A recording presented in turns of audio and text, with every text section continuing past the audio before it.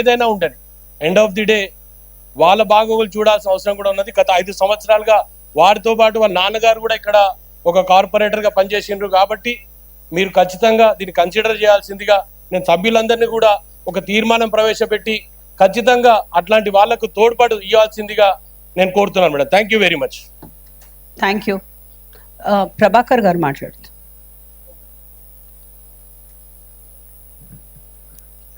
లాసియా నందిత గారు మన మధ్యలో లేరని ఇంకా జీర్ణించలేకపోతా ఉన్నాను. ఆ కుటుంబానికి ఆ భగవంతుడు చాలా అన్యాయం చేసినాడు.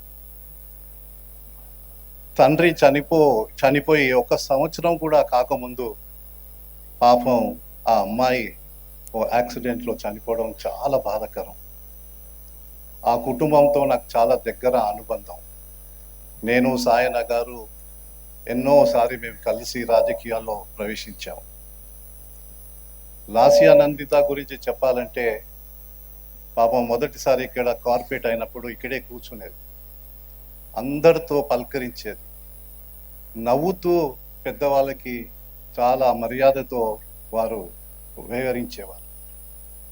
ఎంతో భవిష్యత్తు వారికి ఉన్నప్పటికీ మరి ఆ భగవంతుడికి నిర్ణయం ఏంటో తెలియదు, కానీ మన మధ్య నుంచి మాత్రం ఒక మంచి అమ్మాయిని, ఇది కేవలం వాళ్ళ కుటుంబ సభ్యులకే నష్టం కాదు, ఇది సమాజానికి కూడా నష్టం.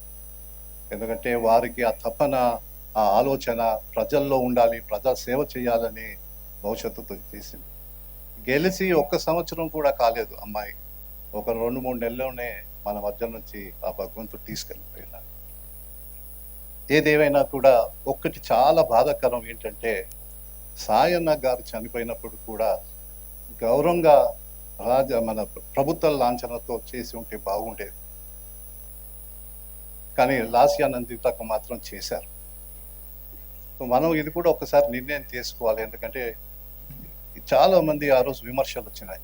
5 సార్లు ఒక ఎమ్మెల్యేగా ఆయనకి ఎంతో అనుభవం ఉన్న వ్యక్తికి చనిపోయినప్పుడు కనీసం మన రాజకీయ మన గవర్నమెంట్ పరంగా ఏదైనా లాంఛనాలతో చేసి ఉంటే బాగుండేది, కానీ దురదృష్టం కాలేదు. ఏదేమైనా కూడా ఈరోజు వారి లోటు కనిపిస్తూ ఉంది. వారి ఆత్మకు శాంతి కలగాలని. అదేవిధంగా డి శ్రీనివాస్ గారి గురించి చాలా మందికి ఇక్కడ తెలుసు. సుదీర్ఘ రాజకీయ నాయకుడు. వారు పార్లమెంట్ సభ్యుడిగా, ఎమ్మెల్యేగా, మంత్రిగా, మా కాంగ్రెస్ పార్టీకి ముఖ్యంగా పిసిసి ప్రెసిడెంట్గా ఎన్నోసార్లు వాళ్ళకి ఉమ్మడి రాష్ట్రంలో ఎంతో అవగాహన ఉన్న వ్యక్తి.